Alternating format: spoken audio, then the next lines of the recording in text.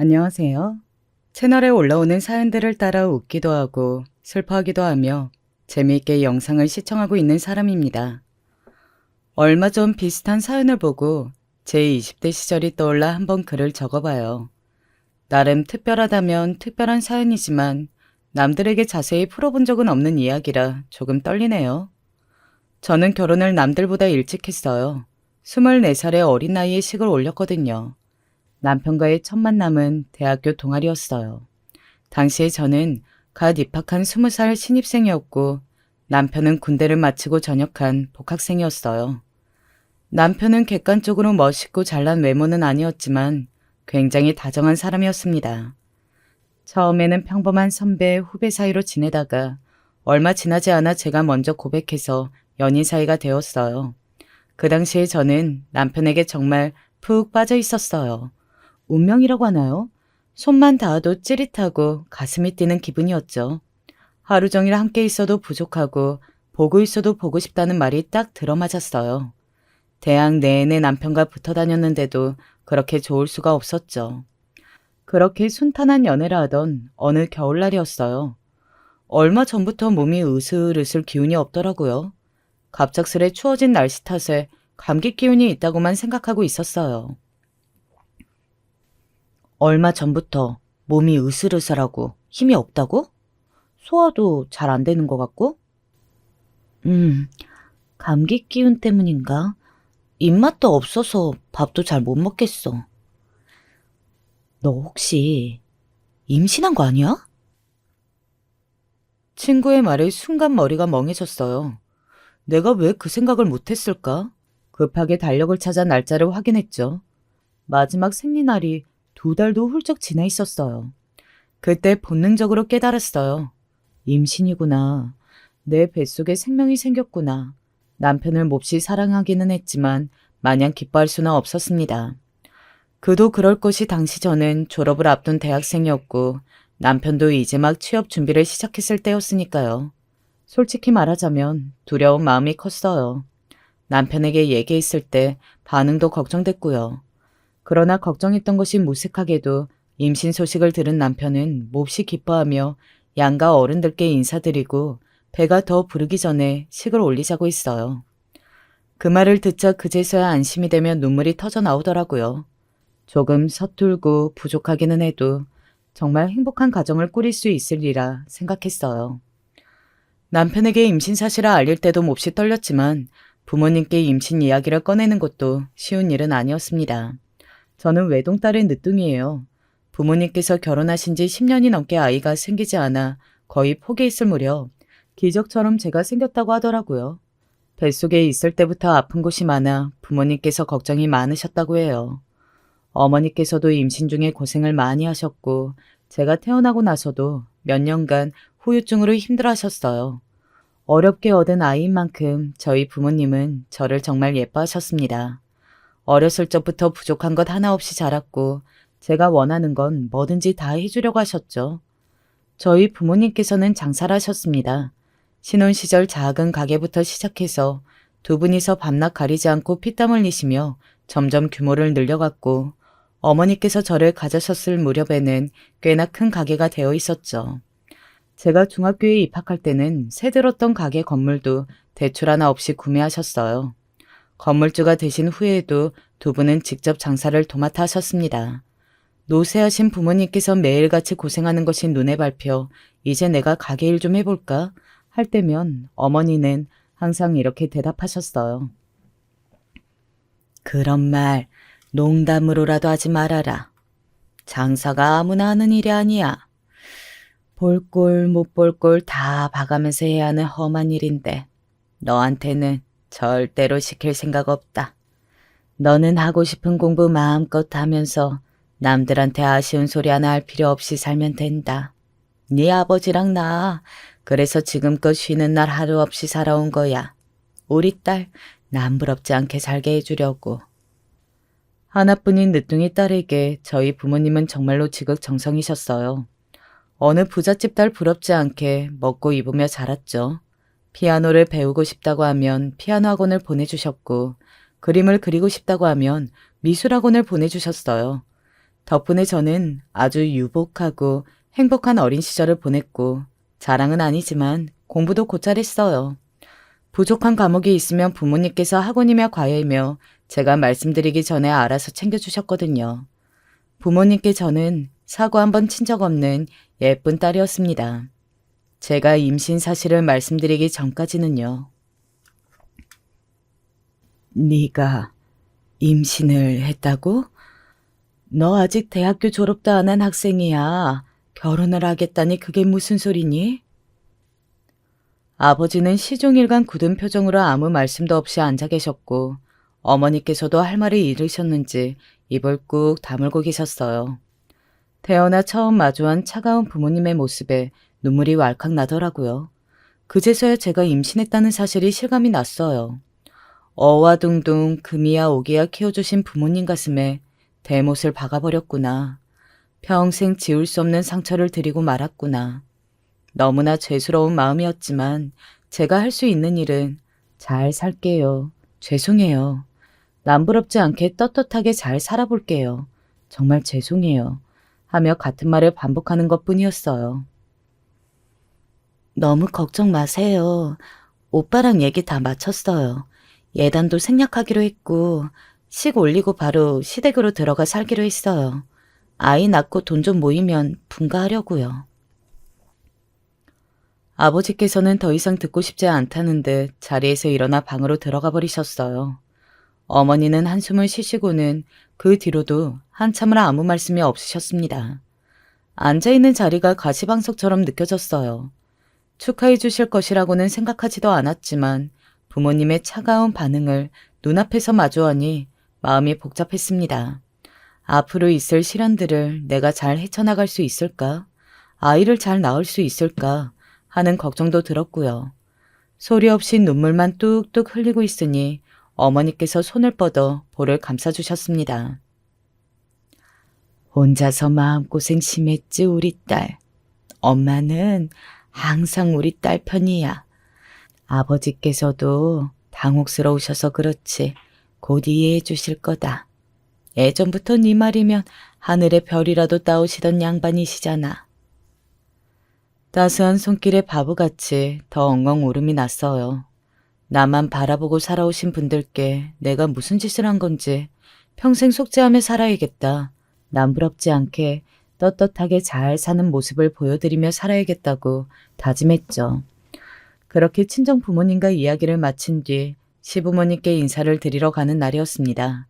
남편이 미리 이야기를 다 해놓았다고 너무 긴장하지 말고 편한 마음으로 오라고 하더라고요. 그래도 시부모님을 처음 뵙는 자리인데 어떻게 긴장을 안 하겠어요. 게다가 부모님의 차가운 반응을 한번 마주한 뒤였으니 시부모님께서 좋지 않은 반응을 보이시더라도 실망하지 말자 스스로 다짐하고는 최대한 단정하고 깔끔한 차림으로 과일 바구니를 들고 찾아갔죠.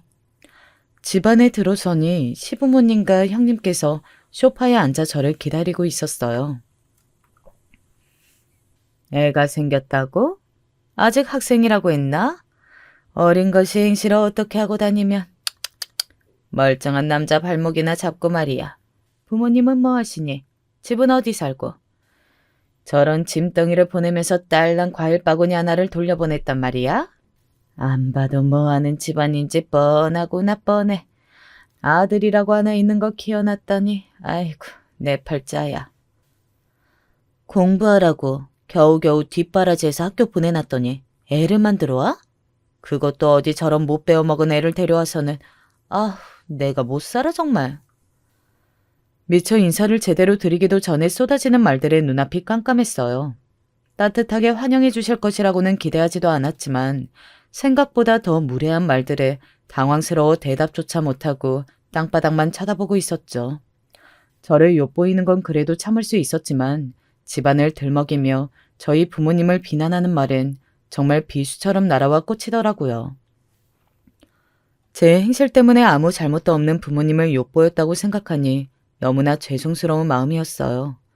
옆에 서 있던 남편도 예상하지 못했던 반응이었는지 당혹스러운 얼굴로 엄마, 누나, 지금 그게 무슨 무례한 말이야 라며 언성을 높였고요. 말없이 앉아 계시던 시아버지께서는 남편이 언성을 높이자 그제서야 인상을 구기시며 헛기침을 하시더라고요. 시아버지의 헛기침에 시어머니와 형님도 꺼내려던 말을 멈추고 입을 꾹 다무셨어요. 그제서야 고개를 들어 두 분을 바라봤는데 마주친 시선이 너무 차갑더라고요. 분명 남편이 사전에 이야기를 잘 해놓았다며 너무 걱정할 필요 없다고 말했었는데 두 분의 반응은 남편의 말과는 180도 달랐어요. 애가 생겼으니 결혼은 해야겠고 안 그래도 좁아터진 집에 들어와 살겠다니. 아이고, 나 참. 너 집안일은 할 줄 아니? 밥 한 번 지 손으로 지어본 적은 없을 것 같은 애를. 아이고, 난 모른다. 꼴도 보기 싫으니까 그만 나가. 가긴 어딜 가, 엄마. 오늘 얘 교육 좀 제대로 시켜야지. 그러고 보니 베란다 청소한 지 오래됐잖아. 그거 시키면 딱이겠네. 겸사겸사 집안일도 배우고.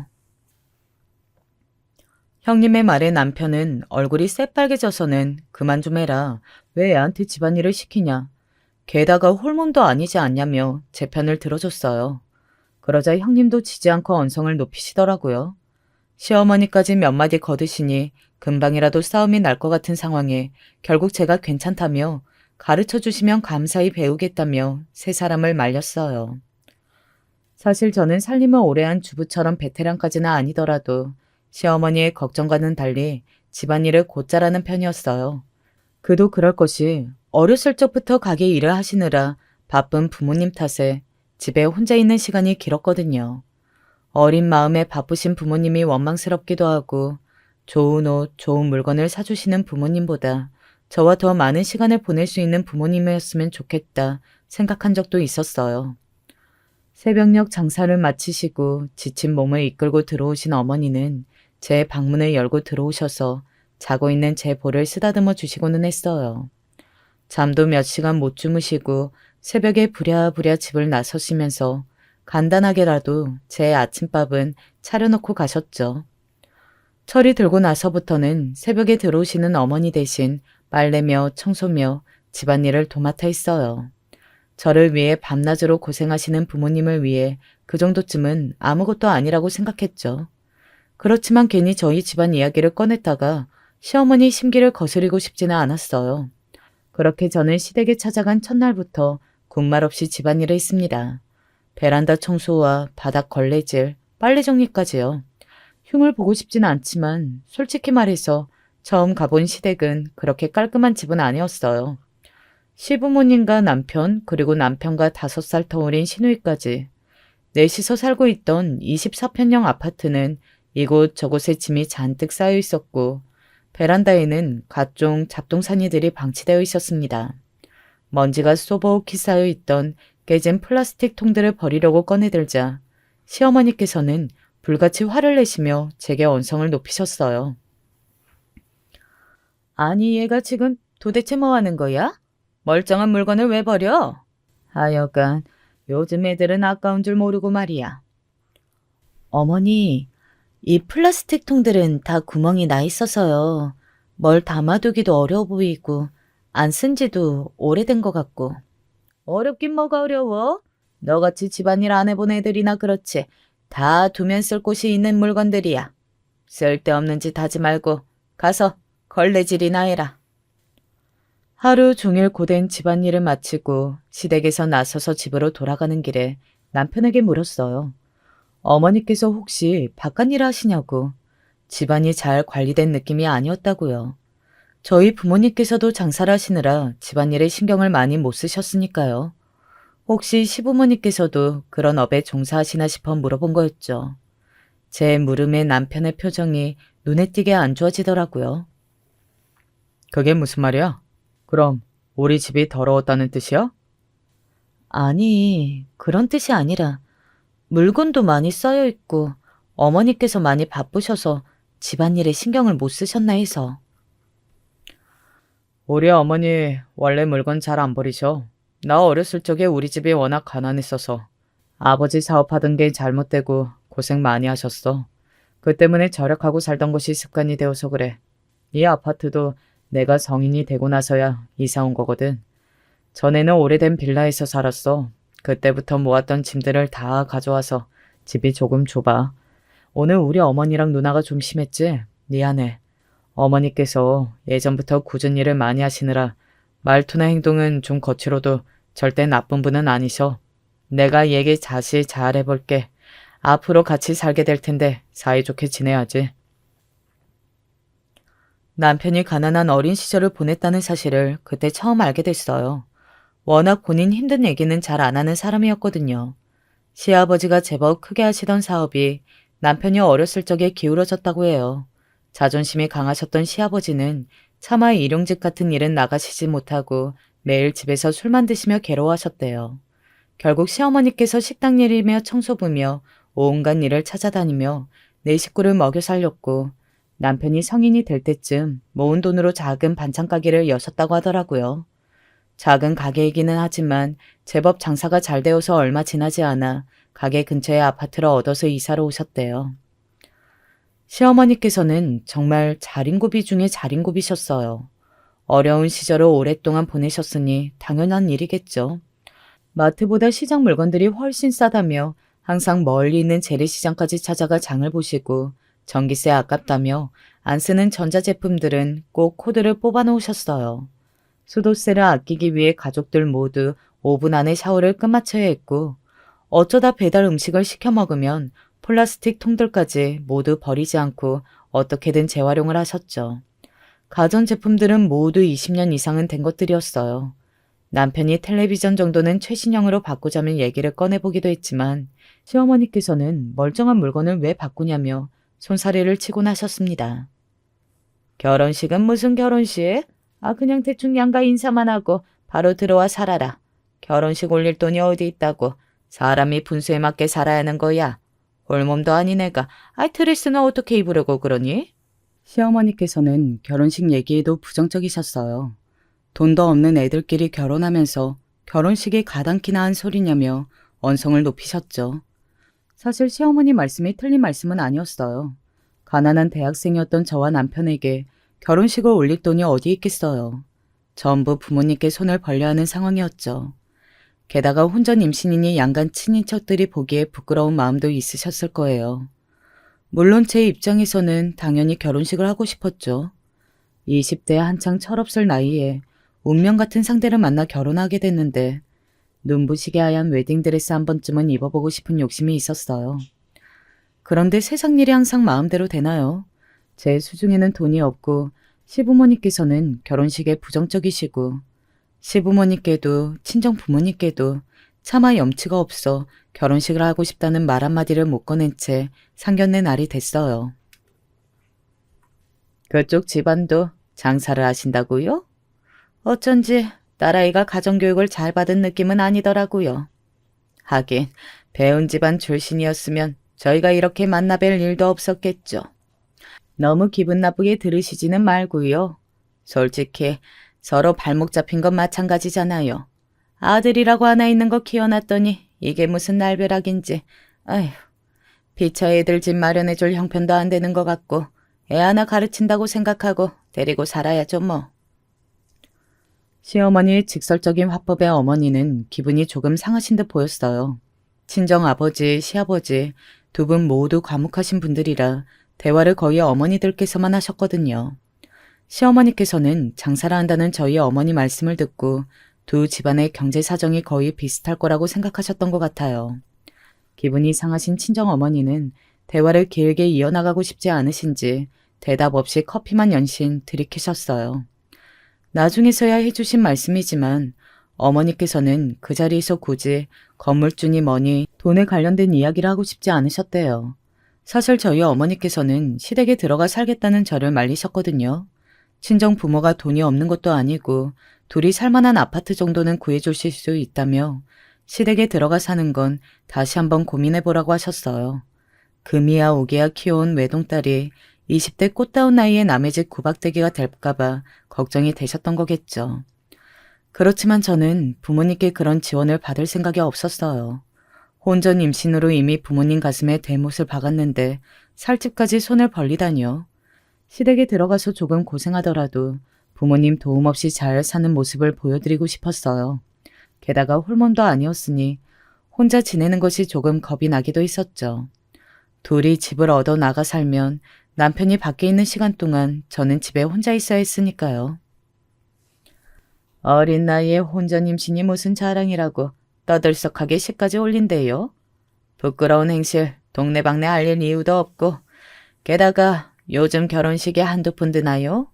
그냥 조용히 저희들끼리 인사만 하는 걸로 하죠. 아니요. 그래도 애들 결혼식은 올렸으면 합니다. 애들 인생에 한 번 있는 결혼인데 유야무야 지나가면 제가 너무 후회스러울 것 같아서요. 그리고 저는 애들 부끄럽게 생각하지 않습니다. 혼전 임신이 죽을 죄인가요? 그래도 본인들 행동에 책임지려고 노력하고 있는데 부모가 나서서 응원해줘야지 오히려 길을 죽여서야 되겠습니까? 사부인께서 부담스러우시다면 결혼식 비용은 저희 쪽에서 다 내겠습니다. 어머니께서 그렇게 강경하게 얘기하시는 모습은 처음 봤어요. 딱 잘라 말하는 태도에 시어머니께서도 조금 당황스러워 보이시더라고요. 사실 저도 많이 놀랐어요. 염치가 없어 어머니께 결혼식을 하고 싶다는 얘기를 한 번도 꺼낸 적이 없었거든요. 그렇게 상견례 자리가 마무리되고 집으로 돌아가는 길에 어머니께 조심스레 결혼식 얘기를 꺼냈습니다. 시어머니 말씀처럼 결혼식에 한두 푼 드는 것도 아닌데 너무 무리하시는 거 아니에요? 저 정말 괜찮아요. 됐다. 시집살이 하겠다는 것도 100번 양보해서 너 하고 싶은 대로 하게 해줬으면 결혼식 정도는 엄마 뜻대로 해야지. 세상에 딸 키워놓고 드레스 입은 모습 한 번 못 보는 엄마가 어딨니? 군말 말고 식 올려라. 어머니 말씀에 괜시리 눈물이 날 것 같았습니다. 어머니께서 결혼식을 원하셔서 그러시는 것처럼 말씀하시긴 하셨지만 사실 저를 위해서 하신 행동인 걸 알았거든요. 그날 후로 시간이 정말 빠르게 지나갔어요. 가까운 친척들만 초대해 간소하게 결혼식도 무사히 잘 치렀고요. 결혼식이 끝난 다음 날부터 시집살이가 시작됐죠. 결혼 준비를 하면서도 일주일에 두어 번꼴로 드나든 시댁이라 어색함은 없었습니다. 그렇지 않아도 창고며 베란다며 짐이 가득 차 있는 집이라 제 짐은 최대한 단촐하게 챙겨갔어요. 남편이 쓰던 방에 몸만 들어간 셈이 됐죠. 배가 슬슬 불러올 시기였기에 졸업을 앞뒀던 대학교는 휴학을 했습니다.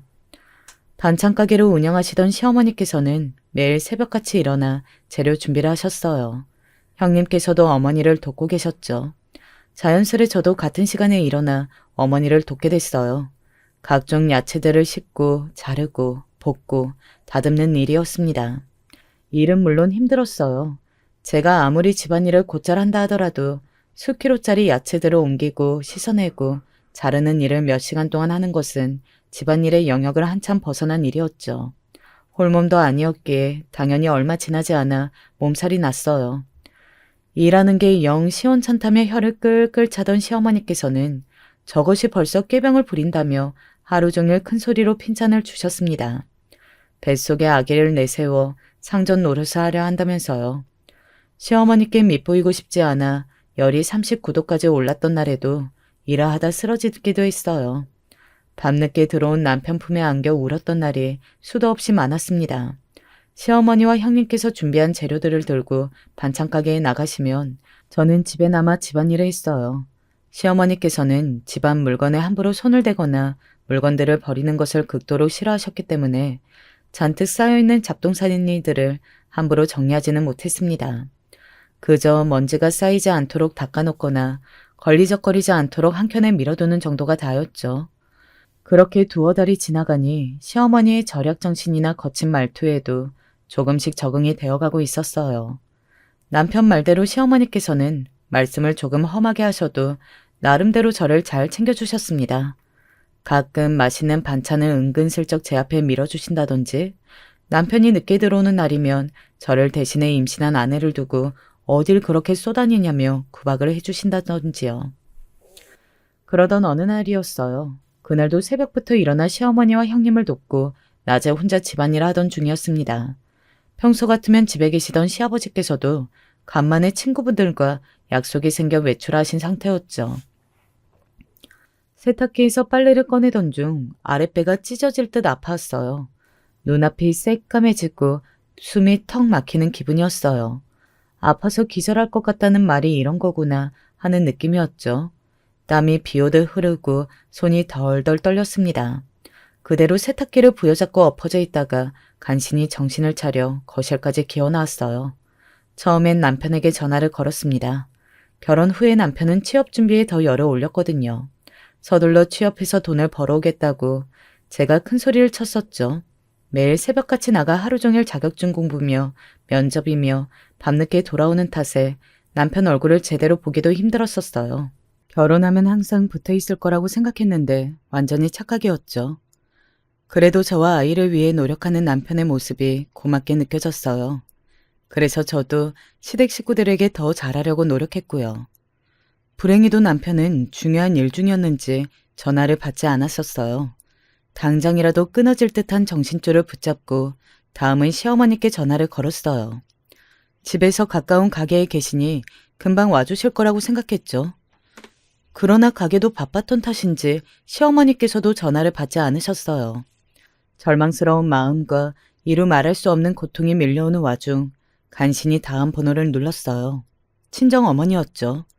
두어 번 신호음이 가고 익숙한 목소리가 들렸습니다. 그 목소리가 어찌나 반갑고 안심이 되던지요. 저 배가 너무 아파요. 간신히 한마디를 뱉어내고는 그대로 까무르 기절해버렸어요. 눈을 뜨니 병원이었어요.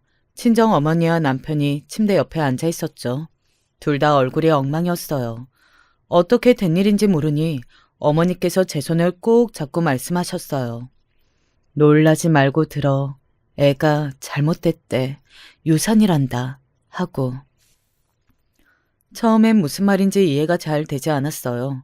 아이가 잘못됐다니? 뱃속에서 무럭무럭 잘 크고 있을 아이가 유산이라니.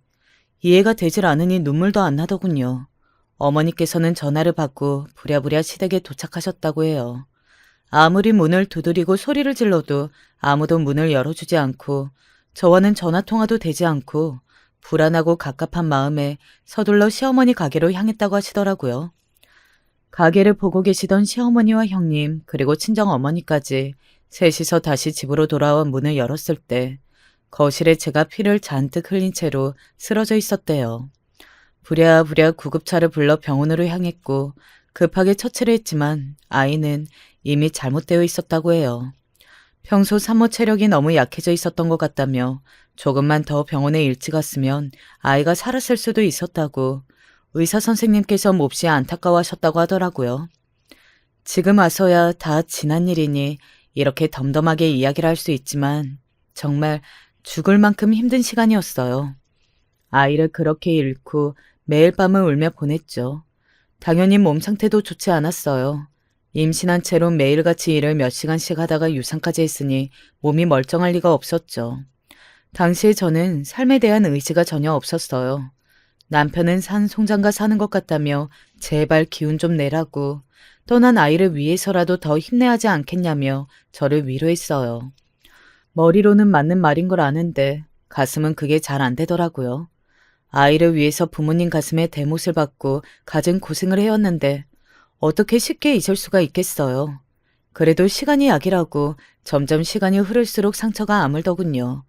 한동안 죽은 듯이 폐인처럼 지내다가 겨우 마음을 추스르고 시어머니께 이제부터 저도 가게 일을 돕겠다고 말했어요.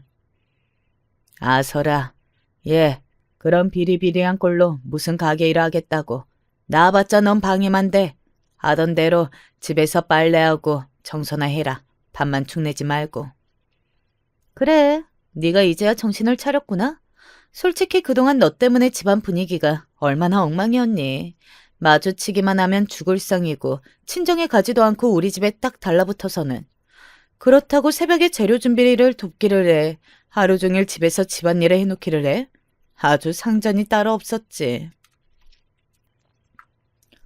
차가운 반응에 시어머니와 형님 앞에서 제가 할 수 있는 말이라고는 죄송하다는 말뿐이었어요.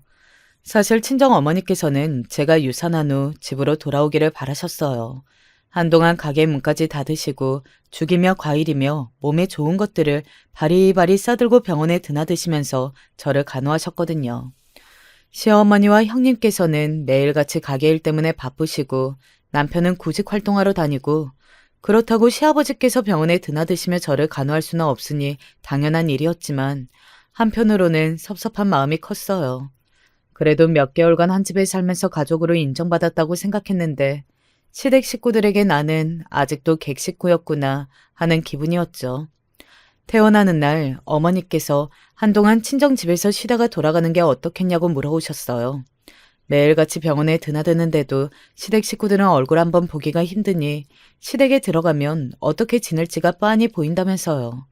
그렇지만 저는 고개를 가로저었어요. 시댁 식구들이 일 때문에 바쁘셔서 그렇지 알고 보면 저를 많이 아껴주신다고요.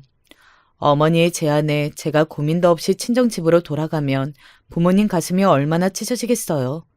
지금껏 시댁에서 고생만 했구나 생각하시겠죠. 그리고 무엇보다도 처음 임신 사실을 말씀드리고 결혼하겠다 선언했을 때 했던 다짐을 지키고 싶었어요. 여러분도 기억하시려나요? 남부럽지 않게 잘 사는 모습 보여드리겠다고 했던 약속이요. 비록 아이도 잃고 제가 생각했던 결혼 생활과는 거리가 먼 삶을 살고 있지만 부모님께 더 이상 마음의 짐을 얹어드리고 싶지 않았어요. 그렇게 태어나자마자 시댁으로 돌아갔고 한동안 죽은 듯이 지냈어요. 매일 밤을 울며 지새우느라 새벽같이 일어나 재료 준비하시는 시어머니와 형님을 도와드리지는 못했어요. 입맛이 없어 밥 한 술도 제대로 뜨지 못하니 낮 시간에도 거의 누워있기만 했죠. 가게 일을 마치고 집으로 돌아오신 시어머니는 쌓여있는 빨래며 설거지들을 보시고는 상당히 불만스러운 표정이셨어요. 애가 그렇게 된 건 유감이긴 하다마는 그것도 다 네가 몸 관리를 못해서 그런 거 아니겠니? 몸이 좀 이상한 것 같으면 알아서 병원도 다녀오고 미리미리 약 같은 것도 준비해놓고 그랬어야지. 애가 미련하게 짝이 없어 정말. 어휴. 애 간수 하나도 못하는 애를 어디다 써먹으련지 원. 네 얼굴만 보면 가슴이 그냥 콱 막히는 기분이다. 저런 것도 며느리라고. 시어머니의 말씀 하나하나가 가슴에 비수가 되어 날아와 꽂히는 기분이었어요. 못난 엄마 때문에 세상 빛 한번 보지 못하고 하늘의 별이 되어버린 우리 아가. 정말 모든 것이 제 탓인 것만 같았죠. 무엇보다도 서러운 것은 시댁 식구들 누구 하나 제 편이 아닌 것 같다는 기분이었어요. 운명의 짝이라고 믿었던 남편과도 유산 이후 사이가 서먹해졌고 무뚝뚝하신 시아버지와도 여전히 어색한 사이였어요. 시댁에 들어간 후 제가 먼저 다가가 애교도 부리고 삭삭하게 굴어보려고 노력했지만 원체 고지식한 분이라 친해지기가 쉽지 않았어요. 유산 후에도 제게 위로의 말씀 한마디 건네주지 않았고요. 시어머니와 형님과는 그래도 제법 가까워졌다고 생각했지만 유산 이후 두 분의 반응은 쌀쌀맞게 그지없었어요. 다 네가 몸 관리를 못한 탓이다. 유산이 무슨 유세냐. 누워있으면 더 우울하기만 하지. 집에서 놀지 말고 일이나 해라. 하나같이 제 가슴에 비수를 꽂는 말들이었죠. 워낙 표현이 거치신 분이라 다정하고 따뜻한 위로는 기대하지도 않았지만 그래도 조금은 제 입장을 이해해 주실 줄 알았어요. 이 집안에 나를 진정으로 위해주는 사람은 단 한 명도 없구나. 그런 생각이 드니 너무 서럽고 우울하더라고요. 그렇게 한동안 텅 빈 사람처럼 살았어요. 새벽같이 일어나 시어머니를 도와 재료 준비를 하면서도 시어머니와 형님께서 출근하신 뒤에 혼자 빨래며 청소며 집안일을 하면서도 식구들 저녁을 차리고 뒷정리를 하고 설거지를 하면서도 멍하니 있을 때가 많았어요. 내가 뭘 위해서 여기서 이러고 있나 하는 생각뿐이었죠. 요즘 어떻게 지내니? 연락 한 번 없고 어디 아픈 곳은 없지? 오늘 네 생일이잖아. 너 좋아하던 미역국이랑 잡채 해놨으니 집에 잠깐 들러라. 너희 아버지도 말씀은 안 하셔도 보고 싶으신 눈치야. 어느 날 갑자기 걸려온 어머니의 전화였어요. 전화를 받고 나서야 그날이 제 생일이라는 사실을 깨달았죠. 결혼을 처음 맞는 생일이었어요. 사실 당시 심정으로는 생일이고 뭐고 아무것도 중요하게 느껴지지 않았지만 생일을 핑계로 친정 부모님을 뵈러 갈 수 있다는 생각에 오랜만에 기뻤던 기억이 나요. 시아버지는 약속이 있다며 아침부터 외출하셨고 남편은 학교에서 공부를 하던 중이라 저 혼자 친정으로 향했어요. 어머니께서는 새벽부터 일어나 상을 차리셨다고 하더라고요. 제가 좋아하는 미역국에 잡채, 불고기에 각종 나물무침, 상다리가 휘어질 지경이었어요. 음식들도 너무 맛있었지만 무엇보다도 좋았던 것은 부모님과의 오붓한 대화였어요. 아픈 곳은 없는지, 밥을 잘 챙겨 먹고 있는지, 힘든 일은 없는지, 평범한 내용의 대화였지만 괜히 눈물이 날 것 같더라고요. 그렇게 짧지만 즐거운 시간을 보내고 시댁으로 돌아갔어요. 시어머니와 형님이 가게 일을 마치고 돌아오실 시간에 맞춰 저녁 준비를 해야 했거든요. 그런데 분명 아무도 없어야 할 집에 인기척이 느껴지더라고요. 의아한 마음에 서둘러 집안을 살펴보니 부엌에 시어머니께서 혼자 서 계셨어요.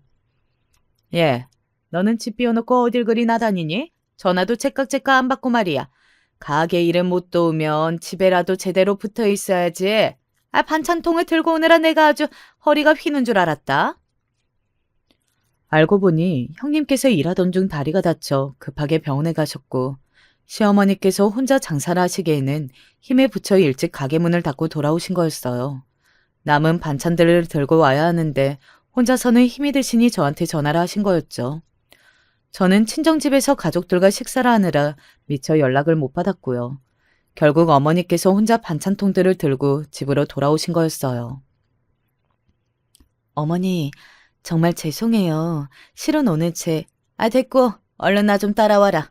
네 시누이가 다리가 많이 아픈 것 같더라. 바로 병원으로 가야겠다. 제 말은 들은 척도 하지 않으시고 서둘러 집을 나서시는 시어머니의 뒷모습에 묘한 기분이 들었어요.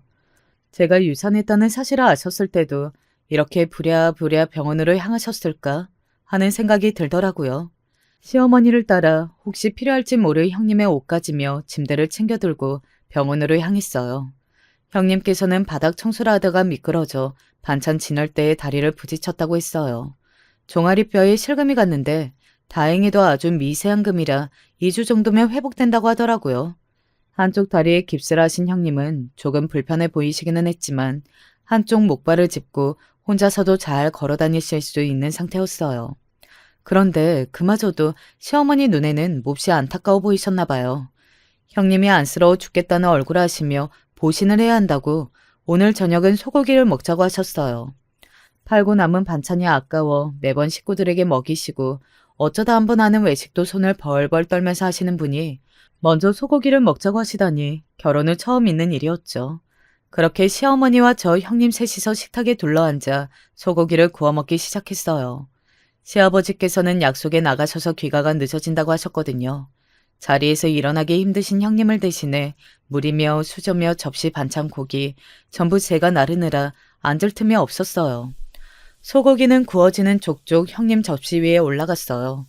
물론 아픈 사람은 형님이시고 친정에서 맛있는 밥상을 얻어먹고 온 덕에 배가 고프지는 않았지만 사람이 먹는 걸로 차별하는 게 가장 섭섭하다고들 하잖아요. 고기가 수북히 쌓인 형님의 접시와 달리 비어있는 제 접시를 보니 서럽기는 하더라고요. 게다가 제가 유산했을 때는 보신이고 뭐고 같이 제대로 식사를 하며 챙겨주신 적도 없었고요. 고기는 제가 다 굽고 나르고 있는데 시어머니께서는 거칠애로라도 제게 한 점 먹어보라는 말씀도 없으셨어요. 저 왔어요. 이게 무슨 냄새예요?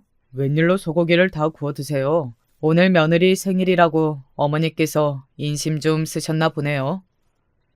제 생일이라고 간만에 일찍 귀가한 남편의 한마디 덕에 열심히 고기를 받아먹던 형님께서도 제게는 한마디 안 걸고 형님만 챙기시던 시어머니께서도 당황한 표정이셨어요.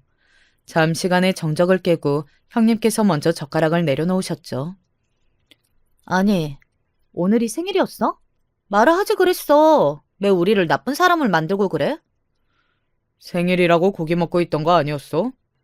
그러고 보니 누나 다리는 왜 그래? 오늘 가게에서 다쳤단다. 다리에 금이 가서 2주는 고생해야 한대. 그래서 내가 보신 좀 시켜주려고 고기 구웠다. 생일이 뭐 대수니? 남들도 다 1년에 한 번씩 있는 날인데 너도 고기 먹고 싶으면 나가서 삼겹살이나 좀 사라. 시어머니 말씀에 참고 있던 눈물이 확 터지더라고요. 다리 다친 시누이는 소고기, 유산하고 처음 맞는 며느리 생일에는 잘 쳐줘봤자 삼겹살.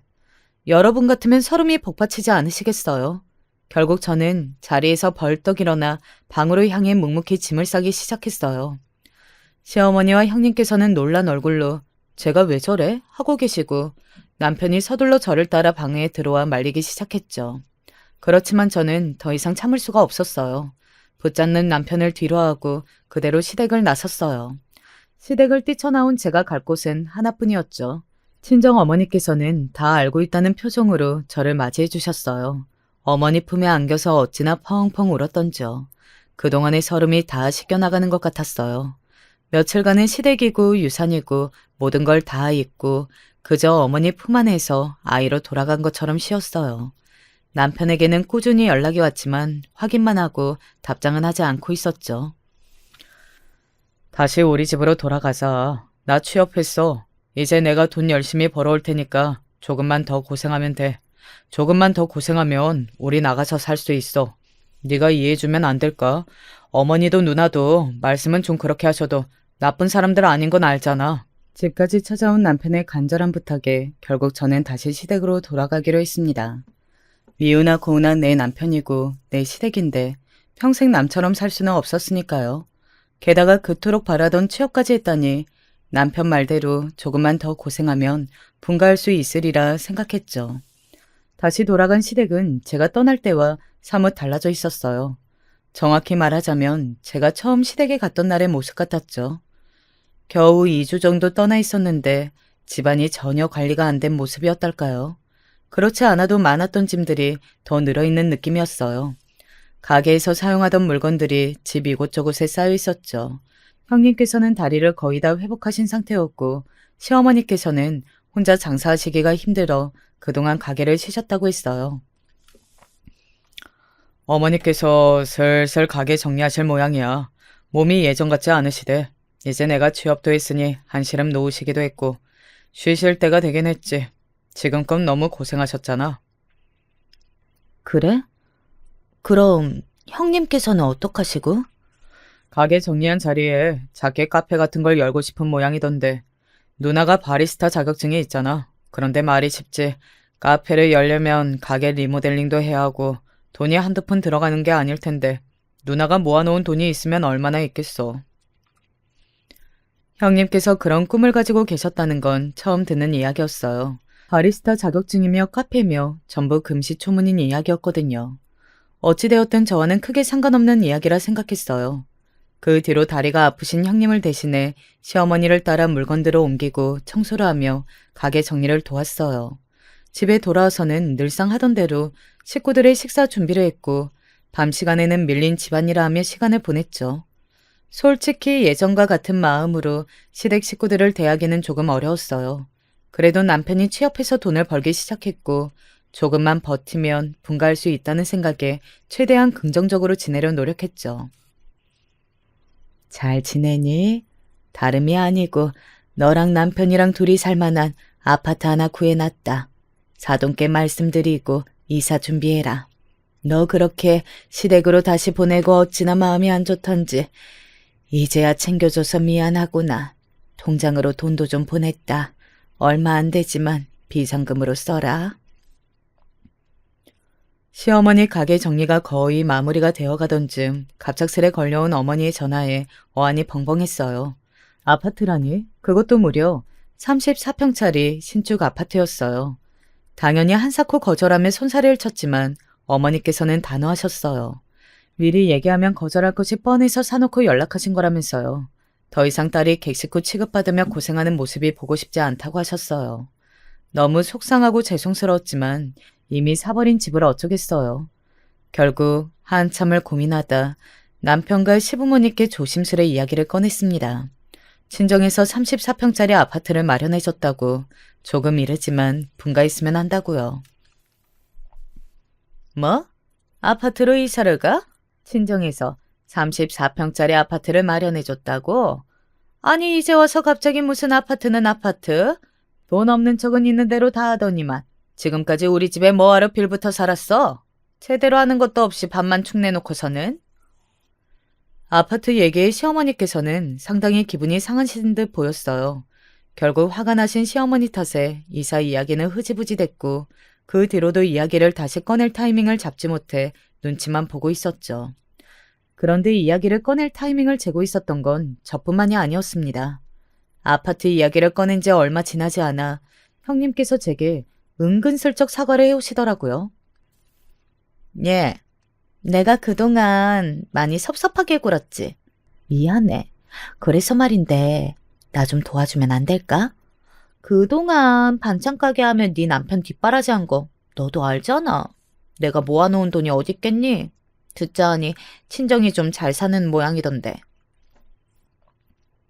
솔직히 처음에는 고가운 마음이 컸어요. 본인이 아쉬우니 먼저 사과하는 모습이 그리 달갑지는 않더라고요. 그래도 형님 말씀이 아주 틀린 말은 아니었어요. 형님께서 젊은 시절을 전부 제 남편 뒷바라지하며 보내신 건 사실이었으니까요.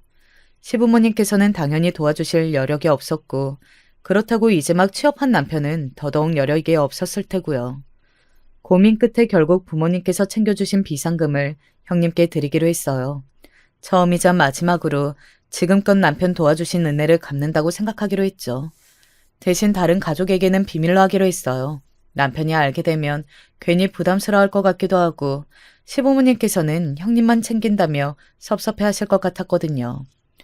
그렇게 정작 중요한 이사 얘기는 여전히 꺼내지 못한 채로 남편이 출장을 떠나게 됐어요. 출장을 보내려니 남편이 취업했다는 사실이 실감도 나고 가출 아닌 가출 이후로 이렇게 오래 떨어져 있는 건 처음이라 기분이 묘하더라고요. 출장 전날 남편 짐가방에 옷가지들을 챙겨놓고 있는데 남편이 살살 눈치를 보면서 제 옆에 앉았어요. 내가 어머니랑 다시 얘기를 해봤는데 어머니께서 그 아파트에 들어가고 싶으시다네. 너도 알다시피 우리 집이 짐이 좀 많잖아. 요즘 가게 정리하면서 물건이 많이 늘기도 했고 34평이 우리 둘이 살기엔 넓긴 하니까 너도 이 집에서 어느 정도 살았으니 적응도 됐고 살림하기도 편할 거고 그냥 우리 둘이 여기서 살고 부모님이랑 누나한테 그 아파트 양보하는 건 어때? 여러분이라면 이런 말을 듣고 어떤 심정일 것 같으세요? 저는 정말 엄청난 배신감이 들었어요. 100번 양보해서 시어머니께서 그런 말씀을 하는 건 이해할 수 있었어요. 그런데 어떻게 다른 누구도 아닌 남편이 저한테 그럴 수가 있나요? 옆에서 가장 고생하는 걸 다 지켜봐 놓고 제가 친정 부모님께 얼마나 죄송스러워하는지도 잘 알고 있는 사람이요. 순간 눈앞이 핑 돌았어요. 들고 있던 남편 와이셔츠를 집어던지면서 사람이 염치라는 게 있어야지 어디까지 내가 참고 살아야 하냐며 고래고래 소리를 질렀죠. 저는 당연히 남편이 미안하다고 사과하며 저를 달래줄 걸로 생각하고 있었어요. 그런데 남편 반응이 제 생각과는 너무 다르더라고요. 언제나 다정하던 사람이 그렇게 정색하는 모습은 처음이었어요. 아니, 솔직히 그렇게 못할 말도 아니잖아. 장모님도 너무하시긴 했지. 해줄 거면 결혼할 때 그냥 해주셨으면 되는 거 아니야? 아, 지금껏 원문 척 입 싹 닫고 계시다가 이제 와서 아파트라니. 그리고 막말로 우리 아이 때문에 결혼한 거잖아. 근데 지금 우리 사이에 애가 있어? 솔직히 유산한 게 전부 내 탓은 아니더라도 네 잘못이 크긴 하잖아. 남편의 마지막 말에 참지 못하고 뺨을 세게 내리쳤어요. 아직 그때 생각만 하면 화가 차올라요. 남편은 본인도 실수했다고 생각했는지 뺨을 맞고서는 아무 말 없더라고요. 결국 그렇게 냉전 상태로 다음날 아침이 됐고 남편은 출장을 떠났습니다. 참 공공한 기분이었어요. 유산했을 때가 떠오르더라고요. 내가 뭘 위해서 이 고생을 하고 있나 하는 기분이요. 이사갈 집이 생기면 마냥 행복할 줄 알았는데 그게 아니더라고요. 그렇게 며칠 동안 정말 많은 생각을 했어요. 남편이 출장에서 돌아오던 날 결국 어머니께 전화를 걸었습니다. 너무나 죄송하지만 구해주신 집에서 살지 못할 것 같다고요. 어머니께서는 자세한 이유는 묻지 않으시고 알겠다 대답하셨어요. 때가 되면 말해주리라 생각하셨던 거겠죠. 그리고 그날 저녁 저는 시댁 식구들을 모두 모아놓고 선언했습니다. 친정에서 해주셨던 집 처분했어요. 앞으로 저 이 집에서 가정부 노릇 안 할 거예요. 어머니 형님 눈치 보며 사는 거 이제 지긋지긋해요. 학교도 다시 나갈 거고 저도 취업할 거예요. 저희끼리 돈 모아서 분가할게요. 그때까지 그냥 서로 얼굴 붉히지 말고 지내요. 예상했던 대로 시어머니께서는 길길이 날뛰셨어요. 아쉬운 소리 한 번 했다고 이렇게까지 막 나갈 수가 있냐면서요. 예전 같았으면 죄송하다 고개 숙이고 저 자세로 나갔겠지만 저는 이미 잃을 게 없었어요. 그게 싫으시면 이혼하겠다. 어머니도 아쉬울 거 없지 않느냐. 덤덤하게 말하니 시어머니께서 코웃음을 치시더군요. 그리고는 아주 충격적인 말씀을 하셨어요. 이혼은 무슨 이혼? 너희 부부가 뭐고 아무 사이도 아니야. 아직 혼인신고도 안 한 남남이라고. 예단이며 예물이며 아무것도 안 들고 온 주제에 임신했다고 유세 떨더니 아이마저 잃어버려. 이제 와서 집 하나 제대로 해오나 했더니. 알고 보니 저와 남편은 식만 올렸지 혼인신고조차 되지 않은 법적으로 완전 남남인 사이였던 거예요. 설마 아니 혼인신고를 안 했을 거라고는 상상조차 못했으니 확인해 볼 생각도 없었죠. 남편이 혼인신고를 하려던 차에 시어머니와 형님께서 신고를 못하게 막으셨던 거예요. 사람 일 어떻게 될지 모르는 거라며 식은 올려도 혼인신고는 아이 태어나고 해도 늦지 않다면서요. 결국 저는 그동안 법적으로 아무 관련도 없는 사람들 속에서 갖은 고생을 해왔던 거였죠. 엄마, 그 얘기를 왜 꺼내요? 안 그래도 곧 신고하려고 했어. 얘, 오해하지 마. 그럼 더 잘 됐네요.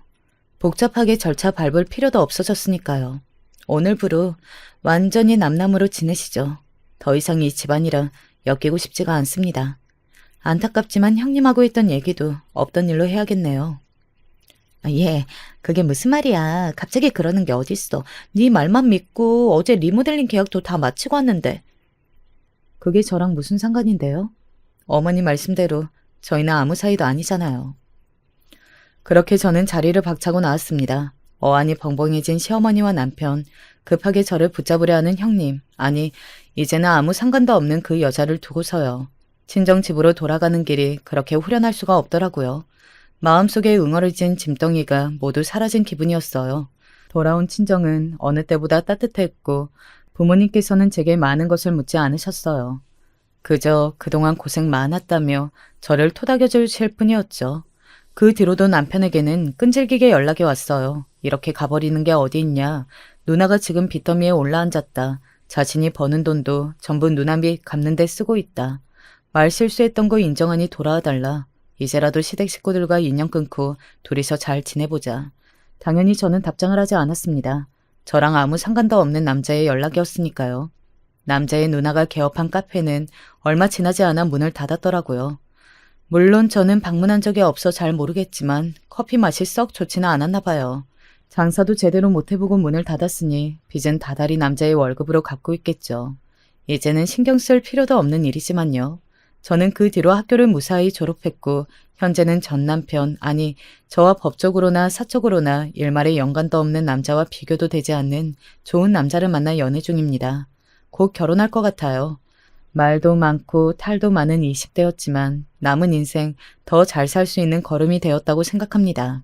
그리고 이번에는 부모님과 했던 약속을 꼭 지킬 예정이에요. 여러분도 기억하시죠? 남부럽지 않게 정말 행복하게 살기요. 안녕하세요. 글을 어떻게 시작해야 할지 막막하고 마음마저 침울하기 이를 데 없지만 어떻게든 써보고자 하는 의지. 그것 하나만 믿고 붙들면서 해내보려고 합니다. 저는 이제 40대 나이가 되는 평범한 외모와 직업을 가진 남자입니다. 해소되지 않는 우울함이 제 안에 잠재되어 있는데 이것은 행복이라는 포장지 안에서 위태로이 파묻혀 있는 시한폭탄과도 같이 느껴져요. 어딘가에라도 저의 이야기를 털어놓음으로써 마음에 지고 있는 무게를 조금이라도 덜 수 있다면 좋겠다는 그런 비겁한 바람을 빌어봅니다. 부모님이 서로 사이좋지 않은, 전혀 화목하지 않은 가정에서 전 어렸을 적 자랐습니다. 제 어머니께서는 낭비벽이라고 해야 할까요? 사치욕구가 짙으셨던 분이었는데 저희 가정 형편에서 그걸 채우기는 불가능이었죠. 제가 아주 어렸을 때, 그리고 제 동생이 아장아장 걸어다녔던 시절에는 집이 그나마 더 잘 살았던 것 같은데 이후로 안 좋아졌던 것으로 생각됩니다. 어머니께서는 매일 현실을 비관하셨어요. 이따위로 살고 싶었던 게 아니라면서 자기 인생을 돌려달라며 아버지께 하소연도 자주 하셨었죠. 이게 다 당신 때문이잖아. 당신하고 결혼만 안 했어도 나 이렇게 안 살았어. 팔자 더럽게 안 꼬였다고. 당신이 사탕 발림에 넘어가는 바람에 결혼해서 내 인생 망한 거야. 어떻게 책임질래? 어머니께서는 당신의 친자식들인 저와 동생이 보는 앞에서도 서슴없이 아버지를 향해 그런 가시돋친 말들을 쏟아내시곤 했어요. 외가 식구들이 다 반대하는 결혼이었다고 합니다. 어머니의 주장으로는 그랬어요. 반대를 무릅쓰고 결혼했지만 남은 건 후회뿐이라는 것이었죠. 제가 마지막으로 외가에 갔었을 때가 9살인가 그랬던 것 같아요. 그 후로는 간 적이 없었습니다. 그쪽 집안 친척들은 없는 존재나 마찬가지였죠. 연을 끊었다고 보면 되었고 완전 남인 수준이었으니까요. 제가 중학교에 입학하고 나서부터는 어머니의 히스테리가 더욱더 짙어져만 갔습니다. 너는 왜 공부를 이 수준으로밖에 못해? 어? 네가 공부머리 싹수만 보였어도 상황은 달라졌을 거야. 그럼 내가 기대를 걸 수 있었겠지. 그런데 아무짝에도 쓸모가 없네. 저는 중학교 시절 내내 평균에 조금 못 미치는 정도였습니다. 중하위권이라고 표현할 수 있겠네요. 공부 쪽으로 두뇌가 타고난 것도 아니었고 누가 학습 환경을 잡아주지 않으니까 상향되긴 어려웠으며 아무런 사교육도 받지 않았기 때문에 저는 제 성적에 큰 불만이나 불안은 없었습니다. 기본으로 열심히 했는데 그 정도 성적이면 뭐랄까 정당하다고 생각했던 것 같아요. 지금과는 입시 환경이 그땐 완전 다르기도 했고요. 다만 한 가지, 어머니로부터 받는 힐난 때문에 괴롭고 숨막혀서 공부하는 척이라도 늘 해야만 했던 시절이었어요. 저에게는 4살 차이 나는 남동생이 있었는데 동생 역시 어머니께서 내뱉으셨던 폭언의 대상이 되었었죠. 애기 때는 귀엽고 예쁘더니 커가면서 점점 얼굴이 망했네. 아역 배우 뺨치게 생겼던 얼굴은 어디 가고 갈수록 어쩜. 아휴 진짜 얘네들한테는 아무것도 기대를 말아야지. 기대해봤자 아무런 소용없는 애들이야. 이런 소리를 동생에게 하시는 걸 제가 공부하는 척 들어앉아 있었던 방 안에서 엿들은 적도 있었어요. 사이가 좋지 않은 부모님, 어머니 때문인지 다른 이유도 있는 것인지 밖으로 계속 놔두셨던 아버지, 돈 타령, 팔자 타령에 매일 부정적인 말들만 늘어놓으셨던 어머니, 숨이 막혀서 학교나 친구들에게 붙어있으려고 애를 썼던 저, 이런 가족이었으니 저보다 어렸던 동생은 가장 힘들었을 거예요. 폭언과 비난을 듣는 것이 일상이 되어 있던 동생은 쉽게 주눅이 드는 아이였습니다. 사랑받지 못하고 자란 아이에게서 보이는 그늘을 지니고 있던 동생이었어요. 그 시절, 그때는 제가 저 하나 챙기기 벅찼던 때라 그런 점들을 동생에게서 면밀하게 보지 못했었지만요. 제가 고등학교 2학년 그리고 동생이 중학교 1학년이었을 때 어머니께서 집을 나가셨습니다. 그러시기 몇 달 전에도 가출하겠다, 이 집을 버리고 가겠다, 새 삶을 살겠다 이런 말씀들을 술김에 하시는 걸 들었기 때문에 처음엔 대수롭지 않게 여겼어요.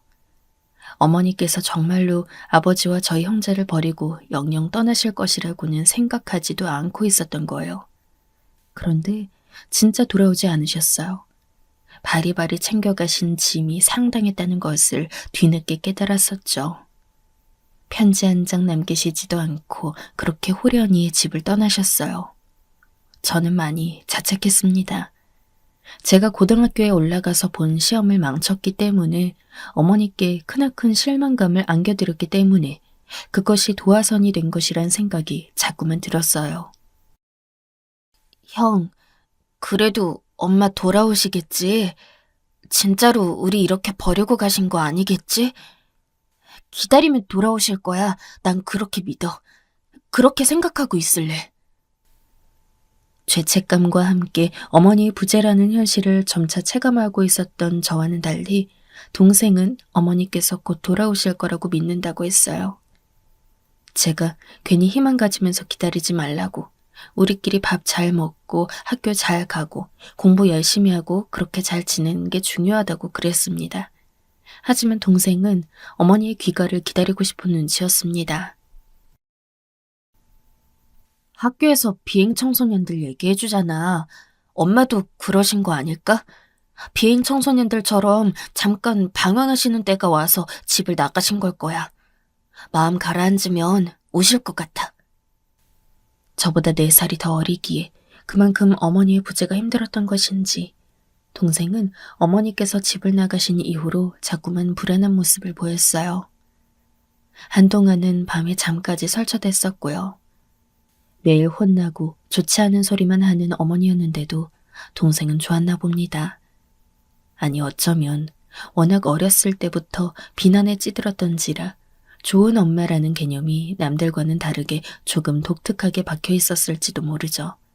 그렇게 자신에게 좋은 양분을 준 적 없는 어머니란 존재를 간절하게 동생은 기다렸지만 계절이 바뀌어도 어머니는 돌아오지 않았어요. 그 무렵부터 아버지는 세상을 욕하시며 술을 잔뜩 마셔댔습니다. 거의 매일을 취해 계셨어요. 일을 나가시는 건지 마는 건지 짐작할 수 없게 아버지의 생활은 이상했고 늘 소주병이 집에서 보였습니다. 그래도 제가 고등학교 3학년 수험생으로 지내고 있을 때 아버지께서는 점차 마음을 다잡아 가셨어요. 저 공부하는데 방해되고 싶지 않다면서 집을 자주 비우셨죠. 그리고 저희 형제를 포기하지 않으셨습니다. 열심히 사회생활 하시며 돈을 벌어오셨고 부쩍 말수가 줄어든 동생을 들여다보는 것도 아버지의 몫이었습니다.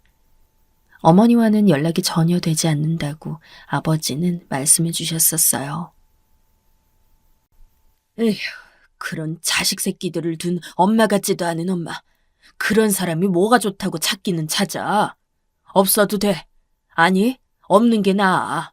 그러니까 자꾸 엄마 같은 소리 하지 말고 열심히 학교 다니고 공부나 해. 어머니의 근황을 궁금해하는 동생에게 아버지는 늘 짜증스럽게 대꾸를 하셨죠. 그럴 때마다 동생은 실망한 기색을 숨기지 못하고 풀이 죽은 모습이었지만 전 속으로 아버지의 말씀이 100번 1000번 맞는 거라고 생각했어요. 자기 친자식들에게 따뜻한 모정은커녕 의리조차 보이지 않았던 어머니. 없이 지내는 것도 별 문제되지 않았거든요. 차라리 어머니 없이 사는 일상이 더 낫게 느껴질 정도였습니다. 동생은 혼잣말로 그래도 엄만데 이런 소리를 몇 번 하는 듯 했지만 그건 아버지의 공감도 저의 동의도 이끌어내지 못했습니다. 여전히 집 나가신 어머니께서 행방이 묘연하신 가운데 저는 고등학교를 졸업하여 성인이 되었습니다. 졸업식에도 당연하게 실이 어머니는 안 나타나셨고요. 아무 연락조차 없었어요. 등록금, 전공, 학과, 성적이라는 조건에 맞춰 저는 어느 전문대에 진학했습니다. 전문대라도 안 나오는 것보다는 낫다는 아버지의 의견에 따라 갔던 것일 뿐 그곳에서 딱히 좋은 전망을 발견하지 못한 저는 청춘의 첫 페이지를 낭비하고 있었어요. 그래서 군대를 치지 않고 일찍 갔습니다. 제가 어느 날 휴가를 나와 집에 가봤는데 웬 여자 옷가지가 있는 거예요. 이게 뭔가 해서 동생을 찾았더니 아버지의 여자친구 옷이라는 놀라운 소리를 저에게 해주는 겁니다. 나이가 30살? 32살? 자세히는 몰라. 그런데 암튼 아빠가 만나는 여자친구인데 요즘 우리 집에 자주 와서 지내. 동생의 표정이 떨떠름해 보였습니다. 아버지께서 누구를 만나고 계신다는 예감은 있었고 그 전 휴가 나왔을 때 어렴풋이 느낀 것도 있었는데 설마 여자친구를 집에 들이실 줄이야. 예상 밖이라 당황스럽고 놀랍더라고요. 고등학생인 동생은 되도록이면 학교나 다른 데 밖에서 시간을 많이 보내다가 집에 들어온다고 했어요. 집에서 아버지의 여자친구를 마주칠 때마다 불편한 탓이라고 했죠. 아버지께 이 점에 대해 말씀드려볼까 하다가 망설임 끝에 하지 않았는데 저 전역할 때쯤 아버지는 여자친구와 헤어지셨어요. 그거 알고 그제서야 편한 마음이 되어 여쭤보았더니 별거 아닌 사이였다고 그렇게만 말씀을 해주셨죠. 왠지 저는 동생에게는 다행인 일이라고 생각했어요. 동생은 이미 어머니가 떠나신 지 몇 년이 되었는데도 엄마 보고 싶다 타령을 가끔 해대고 있었기 때문입니다. 지금 어디서 지내고 계실까? 형 이제 군 생활 끝난 거 보니까 나는 또 엄마 생각이 나려고 한다. 벌써 시간이 많이 지나버렸잖아. 그런데 형은 진짜로 엄마 안 보고 싶어? 야, 너는 TV 보다 말고 그런 소리는 왜 하냐? 그리고 너, 내가 자꾸 나약한 행동 하지 말라고 했지. 그러니까 네가 학교에서 친구들한테 우습게 보이는 거야. 용돈 줄 테니까 내일 학교에서 친구들하고 매점이나 가. 나약한 소리는 하고 싶어도 참아. 알았어? 저는 고등학생식이나 된 놈이 엄마 소리나 해대고 교우관계에도 어려움을 겪고 있으니까 형으로서 걱정이 앞섰어요. 그래서 동생이 자꾸 연약한 면모를 보이지 않도록 주의를 주곤 했었죠. 힘없는 모습으로 알겠다고 대답하던 모습이 눈에 밟혀서 취업한 이후로 월급 타면 동생한테 과자 사 먹으라고 용돈을 꼭 줬습니다. 너는 임마 남은 수험생활 한눈 안 팔고 꼭 열심히 마무리해서 나보다 좋은 대학에 들어가라. 전문대 말고 그럴싸한 4년제 정도는 들어가란 말이야. 넌 할 수 있어. 전문대에 취업계를 내고 일찍 생산직에 들어가 일을 시작한 저는 동생에게 꼭 저보다 좋은 대학에 들어가라고 아주 신신당부를 했어요. 저는 이미 첫 단추를 잘못 끼웠지만 동생은 그렇게 되지 않기를 바랐죠. 그리고 저의 간절한 바람이 통했던 것인지 동생은 기대되었던 것보다 살짝 더 괜찮은 대학에 입학을 해냈습니다. 아버지께서도 무척 기뻐하셨죠. 동생의 대학 입학금, 등록금을 준비하면서도 표정이 밝으셨어요. 그렇게 동생이 4년제 대학에 입학하게 되었을 때 아버지는 어느 날 저희 형제를 앞에 앉혀놓으시곤 진지하게 해주실 말씀이 있다고 하셨습니다. 저랑 동생은 영문을 모르겠다는 기색으로 서로를 쳐다봤죠. 그동안 일부러 너희들한테 말을 안 하고 있었는데 이제 알려줘야겠다는 생각이 들었어. 너희들 엄마하고 정식으로 이혼했다. 이제 법적으로 남남이야. 아버지께서 뜸을 들이시다 뱉은 말은 놀라운 것이었습니다. 짐을 싸서 그대로 집을 나가버리신 이후로 연락조차 된 적 없이 다시 뵌 적 없었던 어머니. 그분과 이혼하셨다는 겁니다. 그런 어머니와 이혼 절차를 밟고 정식으로 이혼을 끝내셨다니. 왠지 모를 충격, 약간의 배신감. 그러면서도 미묘하게 덤덤한 기분까지 저는 복잡미미한 심정이었습니다. 사실 이혼한 것은 벌써 반년이 넘었는데 너 공부하고 그러는데 신경 쓰일까봐 일부러 말 안 하고 있었다. 이제 대학 들어갔으니 안심하고 알려줘야지. 에휴, 말을 하고 나니까 속이 시원하구나. 약간의 미소를 곁들이며 아버지께서 말씀하셨지만 듣는 입장인 동생은 표정이 좋지 않았어요. 그 소식을 듣고 동생의 안색이 계속 좋지 않았는데 그래도 별다른 말을 하지 않는 것으로 다행이라고 여겼었죠. 동생은 대학을 1년 다니다가 군 입대를 했습니다. 저는 이때 만나는 여자친구가 생겨서 같이 데이트도 자주 할 겸 일터 근처에서 단기 계약 원룸을 구해서 나가 살고 있었어요. 일단 6개월 단기로 살아보고 이후에 또 어떻게 살지 고민할 계획이었습니다. 저 따로 나가 살고 동생은 아직 군복무 중이었던 때에 아버지께서 갑자기 쓰러지셨습니다. 퇴근하던 길에 의식을 잃고 쓰러지셨는데 전 몇 시간 후에나 연락을 받고 기절할 듯 놀란 채 병원에 갔어요. 하루아침에 뇌출혈로 쓰러지셨던 것이었습니다. 예고 없이 날아든 발병의 비극이 무섭더군요. 후유증이 남아 말씀을 똑바로 잘 못하셨다가 몇 달 지나면서부터는 그래도 차차 나아졌는데 결국 어눌한 말투는 남게 되었습니다. 외가는 제가 모르겠고 친가 쪽에는 고혈압과 당뇨와 중풍을 앓고 계신 분들이 3분이나 계셨긴 했는데 이런 지병들이 있는 것도 가족력으로 내려왔던 것인지 나중에 그런 생각이 연결돼서 들긴 하더라고요. 저는 놀란 마음 추스르면서 아버지 챙겨드리며 지내고 있었는데 동생이 많이 충격을 받았었나 봐요.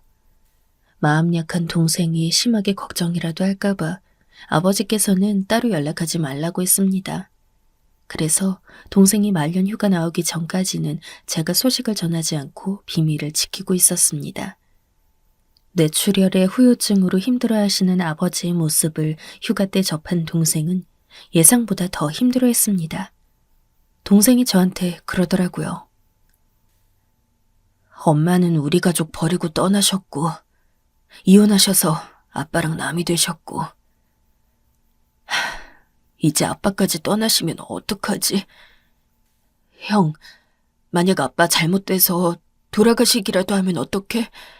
나 자꾸 안 좋은 생각만 든다. 야, 걱정하지 마. 넌 뭘 재수없는 소리를 하는 거야. 아버지 괜찮으셔. 멀쩡하시고 잘못되실 일 없으니까 넌 복귀해서 사고치지나 마. 동생이 불안하게 누나를 굴려대는 모습에 저까지 막 초조해지는 기분이었어요. 혹시 저녁 앞두고 괜한 사고라도 칠까봐 제가 얼마나 당부했는지 몰라요. 다행히도 동생은 만기 전역으로 나왔고요. 대학도 바로 복학해서 다녔습니다. 그러면서 들었던 저희 집안의 모든 생활비는 제가 냈습니다. 아버지께서 끝내 일을 그만두셨기에 생활하시는 비용, 약값 이런 거 제가 전부 내게 됐습니다. 동생의 대학 등록금도 제가 내주었고요. 순수하게 오로지 딱 등록금에만 들어간 비용이 3천만 원이었습니다. 그런 형국이었으니 제가 돈을 모으기가 정말 힘들더라고요. 대학 졸업한 동생 녀석이 거의 1년을 별거 안 하고 취업 준비라는 명목으로 날려버려서 답답함이 심했습니다.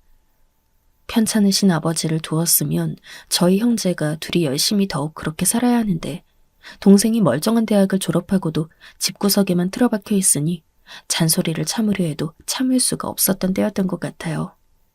그래도 저는 생활비를 다 대줬었고요. 우울해 보이는 동생을 어떻게 더 밀어붙일 수 없었기에 차마 돈을 안 보태줄 수가 없었습니다. 그런 제 노력을 알아봐 주었던 것인지 동생은 정신 차리고 취업 전선에 뛰어들어 취직을 했습니다. 동생이 돈 벌기 시작하니까 정말 숨통이 트이는 기분이었던 것 같아요. 동생이 직장을 다니며 규칙적으로 생활을 해나갔고 제가 이때 나이가 32, 동생이 28이었습니다. 저는 만나던 2살 아래의 여자친구랑 결혼을 생각하고 있었고요. 진지하게 결혼에 대한 고려를 하면서 아버지께도 이 사실을 말씀드릴 작정이었습니다. 정말 딱 그렇게 마음먹고 있었을 무렵, 딱 그런 때에 아버지께서 세상을 떠나셨습니다. 스스로 내린 선택으로 그렇게 가셨어요. 15년 넘게 타고 다니신 차 안에서 쓸쓸하고 초라하게 아들이 둘씩이나 있는데 아무 고충도 나누지 않고 홀로 조용하게 생을 마감하셨습니다. 집안에서는 아버지의 유서로 짧은 문장 하나를 발견할 수 있었습니다. 동네 마트 영수증의 뒷면에 까만 볼펜으로 사는 것이 고통이므로 잘못된 인생은 정리하는 방향이 옳다고 적으신 것이 마지막이었고 그대로 유서가 되었습니다. 자식으로서 가슴이 찢어지는 아버지의 선택이었고 또한 유서의 내용이었습니다. 어머니의 온갖 멸시에도 제가 어린 날 꿋꿋하였던 것은 아버지께서 계시기 때문이었습니다. 아버지의 존재로 저는 얻는 힘이 많았습니다.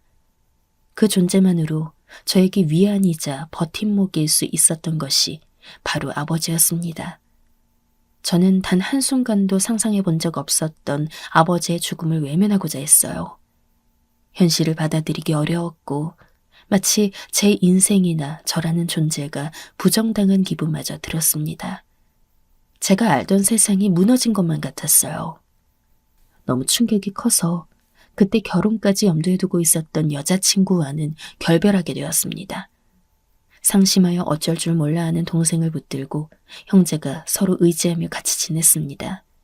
동생은 끝도 없이 땅을 파고 들어가며 힘들어했고 저는 일어난 일 자체를 없는 일로 치부해버리고자 애를 썼습니다. 각기 다른 방식으로 비극을 처리하고 있었어요. 그렇게 1년이 빠르게 흘러버렸고 저는 더 나이 들기 전에 번듯한 직장을 가지고 싶다는 생각을 하게 되었죠. 그리고 이제는 다르게 살고 싶다는 바람 또한 들었습니다. 동생이 저에게 먼저 앞으로 혼자 살고 싶다는 말을 해온 것도 이유가 되었고요. 저는 다른 지역으로 일자리를 찾아 떠났어요. 그곳에서 자리 잡고 살면서 취직해 일을 다녔습니다. 동생 역시도 마찬가지였고요. 새로 자취방을 구해 혼자 살며 직장을 다녔습니다. 전 아무래도 동생이 신경 쓰여서 연락을 초반엔 굉장히 많이 했던 것 같아요. 그래서 동생이 저를 엄청 귀찮아했었죠. 아, 형, 주말에는 연락 좀 하지 마라.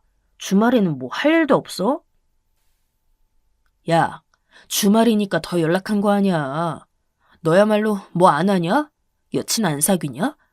연애를 해야 사람답게 살 거 아니야. 내가 누구 소개시켜줄까? 됐어. 나 알아서 하니까 형이나 잘 지내셔. 주말 아침부터 카톡 빨리 안 본다고 전화질이나 안 하면 그게 형은 날 도와주는 거야. 동생이 진심으로 저에게 그러길래 점차 자중을 했죠. 온전한 가족의 그림이라고 할 수 없는 가정 안에서 어렸을 때부터 자라오고 또 살아온 저희 형제는 정신적으로 남들보다 항상 지쳐 있었던 것 같아요. 특히 동생이 그랬죠. 원래부터 저에 비해 유약하고 불안도가 높았던 녀석이었습니다. 다른 지역으로 멀리 떨어져 살면서 초반에는 연락을 자주 했었지만 시간이 지나면서 점점 빈도가 줄어들었어요. 제가 느낀 점이었는데 연락 횟수만큼이나 동생의 말수 자체도 줄어들었다는 것이었습니다. 이런저런 덧없는 이야기를 곧잘 하던 동생이었는데 점차 그런 것도 안 하더라고요. 저와 명절에는 만나서 같이 지냈는데 그 외에 아버지 기일이라든지 그런 때는 만나지 않았습니다. 동생이 싫다고 극구 거부하더라고요. 저는 옮겨온 지역에서 반년 지났을 때 새로운 인연을 만나게 되었는데요. 동생에게도 웬만하면 여자친구를 만들라고 했어요. 고정적인 잔소리 같은 것이었죠. 동생은 저와 멀리 떨어져 살게 된 지 2년 만에 여자친구를 사귀게 되었습니다. 저도 본 적 있었고요. 밝은 인상의 평범한 직장인으로 동생보다 연하였습니다. 둘이 어떤 식으로 어떻게 연애했는지는 제가 모릅니다. 그런데 1년 넘게 사귀다가 헤어지고 나서 동생이 무척 힘들고 괴로워했다는 게 문제였죠. 직장 생활에도 차질이 있다고 할 만큼 심적으로 많이 힘들어했습니다. 전 처음에는 둘이 헤어졌다는 사실만 알았고 동생이 그 후유증으로 그만큼이나 힘들어하고 있다는 걸 몰랐어요. 만약 진작 알았다면 뭔가 다르게 반응해질 수 있었을 텐데요. 오랜만에 동생을 만나고 나서야 알았죠. 보자마자 할 말을 잃었을 만큼 동생이 엄청나게 살 빠진 것에 제가 보통 경악스러웠던 게 아닙니다. 완전히 사람이 진짜 반쪽이 됐더라고요. 그제서야 붙잡고 이것저것 물어봤죠. 자기랑 헤어지고 몇 주 안 지나서 새로운 남자를 만나는 것에 그냥 괴로웠던 것이라고 하던 동생은 제가 자꾸 캐물으니까 조심스럽게 속에 있던 말을 뱉었습니다. 내가 말했거든. 우리 부모님 이야기. 나 엄마가 그런 사람이었고 나는 버려진 자식이고 부모님 이혼하신 뒤로 아빠는 그렇게 돌아가셨다고. 그런데 아무래도 이것 때문인 것 같아. 내가 이 이야기 하고 나서부터 나 볼 때마다 표정이 어둡더라. 그러더니 얼마 안 지나서 헤어지자고 한 거야. 나한테. 갑자기 이유가 뭐냐고 하니까 나랑 자기는 안 맞는 것 같대. 그리고 도저히 결혼 생각할 상대가 아닌 것 같대. 저는 동생에게 네 잘못도 아닌데 왜 기죽어 있냐고 그럴 필요 없다고 말을 해줬지만 기계적일 뿐이었습니다. 솔직히 말해서 넋이 나간 채로 중얼거리는 동생이 뿜어내는 슬픈 기운에 저는 잡아먹힌 상태였고 제대로 된 위로를 건넬 수 있는 상태가 아니었어요. 혼자서 마음 정리하고 싶다고 강하게 우기길래 어쩔 수 없이 동생을 두고 저는 다시 제가 사는 지역으로 왔습니다. 동생이 직장 다니기 어렵다고 하는 것에 어차피 그 정도 자리는 다시 구할 수 있으니 그만두고 싶으면 언제든 그만두라고, 돈 필요하면 지원해주겠다고, 그런 말을 했던 것이 형으로서 보인 마지막 모범이었어요. 동생은 저와 만나고 한 달이 지나지 않아 세상을 등지고 말았습니다. 동생이 극단적인 선택을 내리기 전 마지막으로 통한 상대는 저였습니다. 형, 엄마는 지금 뭐 하시면서 살까? 찾아볼걸. 연락해볼걸. 갑자기 후회가 되네. 우리 버린 사람은 왜 찾으려고? 그래도 우리 보고 싶어 하셨을 거야. 잘도 그랬겠다. 우리가 어머니한테 따뜻한 애정이나 받아봤냐? 애기 때? 그건 기억도 안 나지. 칭찬마저 인색했던 사람이야. 우리 때문에 자기 인생 조졌다고 맨날 그러던 사람인데 무슨? 맞아. 그랬었지. 아직도 엄마는 우리를 걸리적거리는 존재라고 생각하실까? 야, 당연하지. 아무리 시간이 지나도 사람 안 바뀌어. 본성이 어디 가냐? 그렇구나. 갑자기 아빠 보고 싶다. 아버지께 해드리지 못했던 말들이 생각나서 후회된다던 동생은 늦은 밤에 혼자 술을 마시며 시간을 보내겠다 하고는 전화를 끊었습니다. 그게 영영 저희 형제의 마지막이 되었어요. 제가 동생 그렇게 됐다고 연락받았을 때부터 제정신이 아니었어서 완전히 돌아있었고요.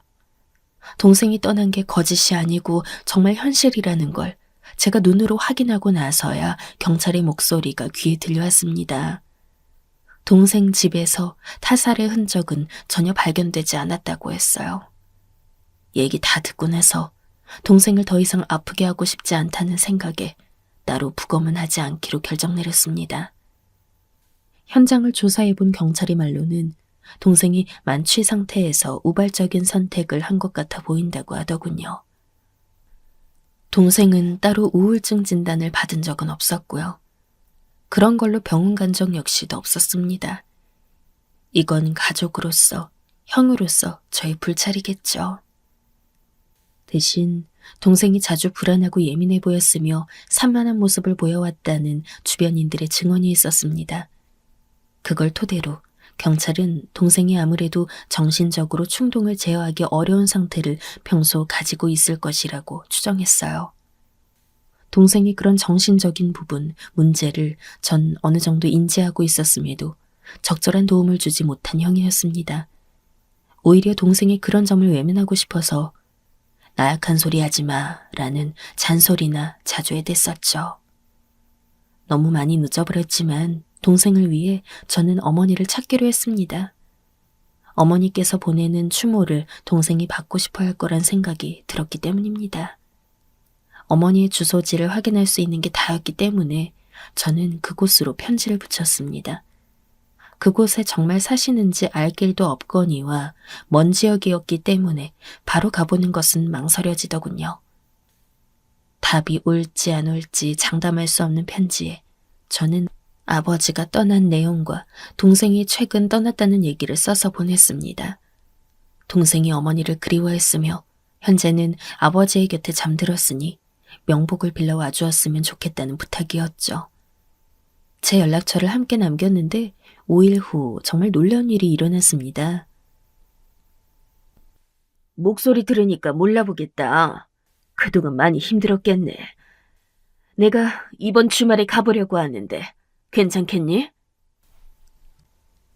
편지를 받아보신 어머니로부터 연락이 온 겁니다. 저는 전화를 받고서 어안이 벙벙했어요. 근 20년 세월의 공백이었는데 왠지 어머니의 말투가 기억 속의 그것과 똑같다는 생각도 들었어요. 제 안에서 너무 그간 악독한 모친으로만 그래왔던 것은 아닌지 되짚어보기도 했습니다. 어머니와 함께 살았던 그 세월보다 단절되어 지내온 세월이 이제는 더 길었습니다. 부모 자격이 부족했던 옛날 그때와는 많이 변하고 달라졌을 어머니를 기대하며 저는 배웠습니다.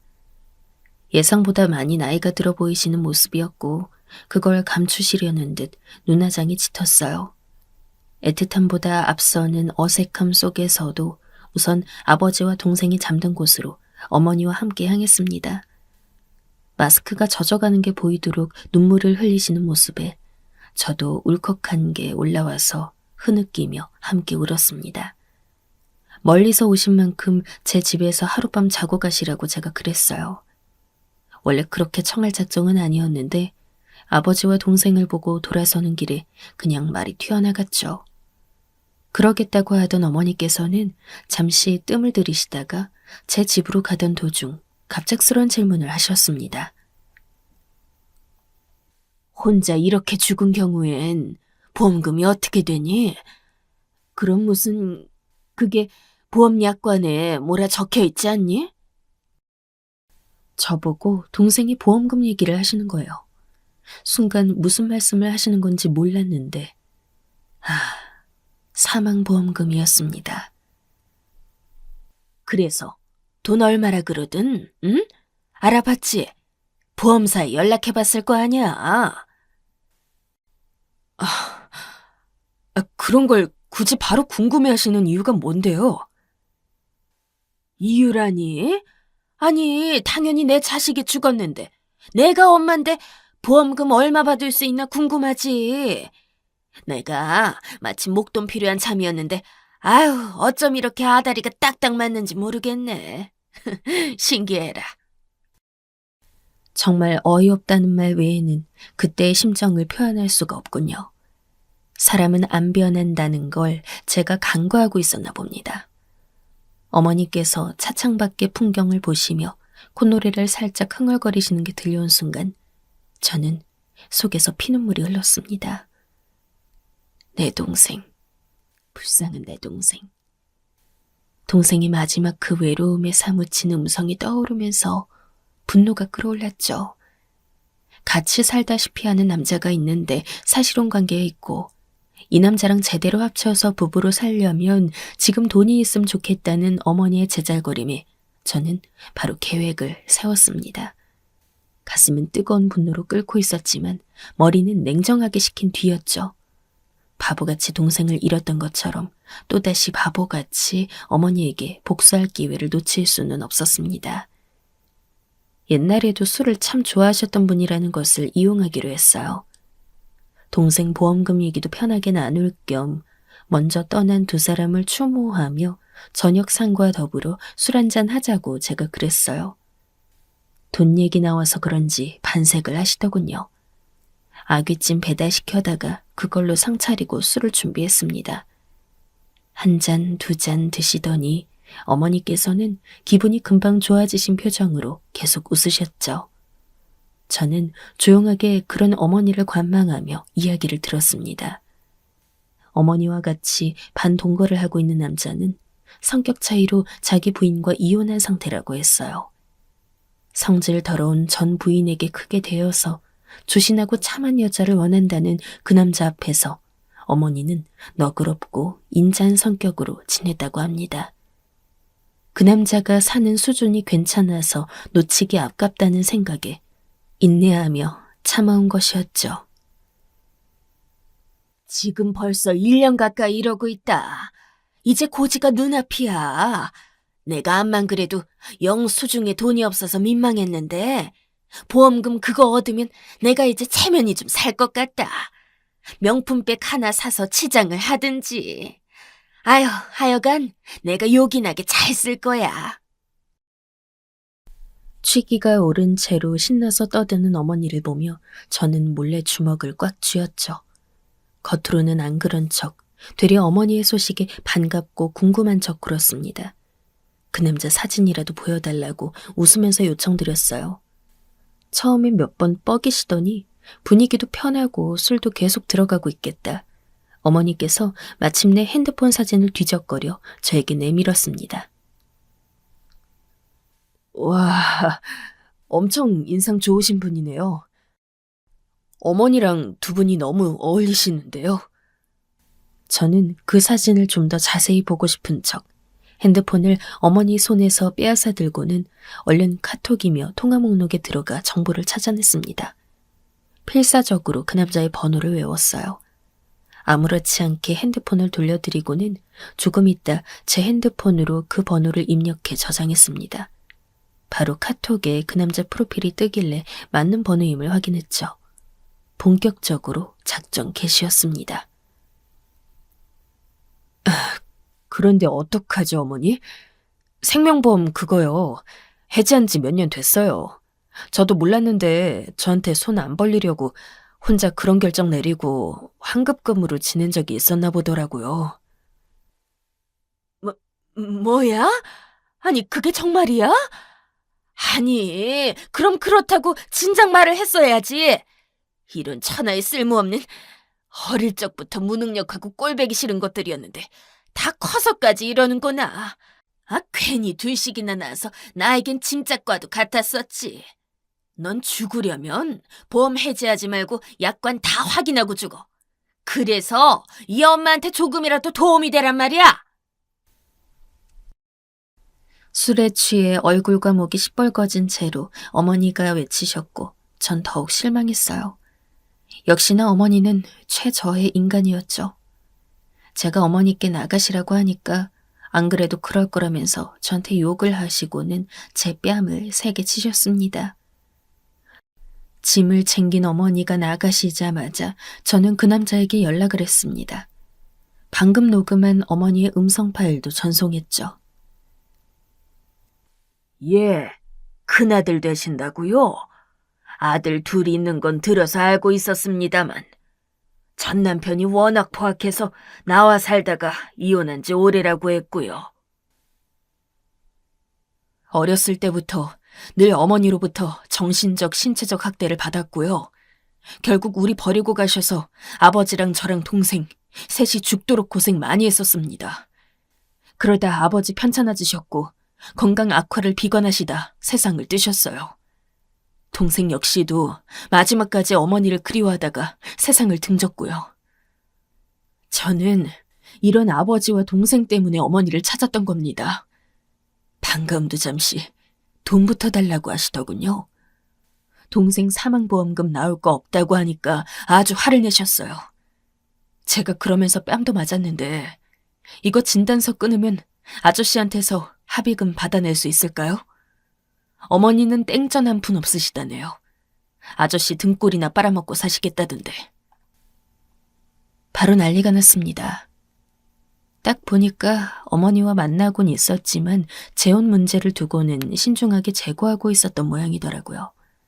그런 때에 제가 제대로 된 이별의 빌미를 제공했던 것이었죠.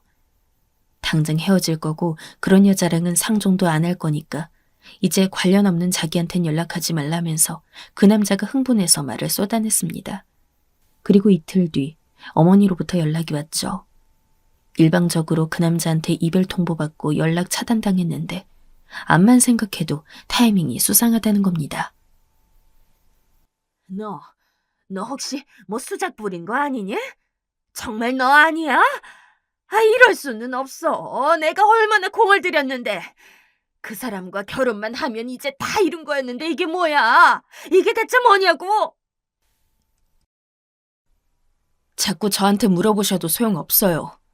피만 섞였지 남보다 못한 사이인데 저한테 그러셔봤자 해결책이 나오나요? 그래. 우리 피 섞인 모자 관계잖아. 내가 네 엄마고 네가 내 아들인데 엄마 이렇게 힘들 때 외면하지 않을 거지? 엄마, 그 사람이 월세 대준 거였어서 이제 머물 데도 없어. 어? 계좌 알려줄 테니까 돈 좀 되는 대로 보내주겠니? 힘들 때 외면하는 거. 그거 엄마와 아들 사이에서 잘 일어나는 일 아니었어요? 전 어머니로부터 그런 걸 배웠는데요. 보고 배운 대로 실천할게요. 번호 차단할 거니까 연락하지 마세요. 그리고 저 이사도 갈 겁니다. 원래 가족이란 굴레 없이 혼자 사시는 거 좋아하시잖아요. 재혼 욕심 내지 마시고 혼자 사시는 게 어머니한테는 어울려요. 그럼 남은 인생 잘 사세요. 어머니가 저보고 이게 미쳤냐면서 욕을 하는 것을 마지막으로 저는 전화를 끊었습니다. 바로 번호 차단부터 했죠. 갑자기 멍하더라고요. 아버지가 그렇게 가셨던 것부터 동생마저 떠나고 어머니의 여전히 추악한 면모를 본 것까지 한바탕 꿈을 꾼 것만 같았습니다. 지독한 악몽을 말이죠. 남보다 못한 어머니를 그래도 여전히 어머니라고 칭하는 것은 그토록 가족애가 남달랐던 동생을 위한 제 마음인 것 같네요.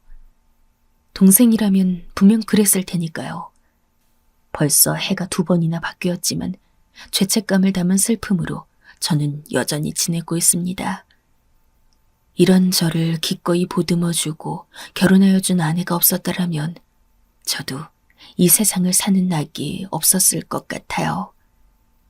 기나긴 악몽의 터널에도 한 줄기 빛이 내려졌음에 감사하는 인생을 저는 앞으로도 살아가려고 합니다. 유난히도 동생이 사무치게 그립고 보고 싶어지는 날이면 견디기 힘들지만 그럼에도 제가 꿋꿋하게 이겨내는 모습을 동생이 원할 거라고 믿어요.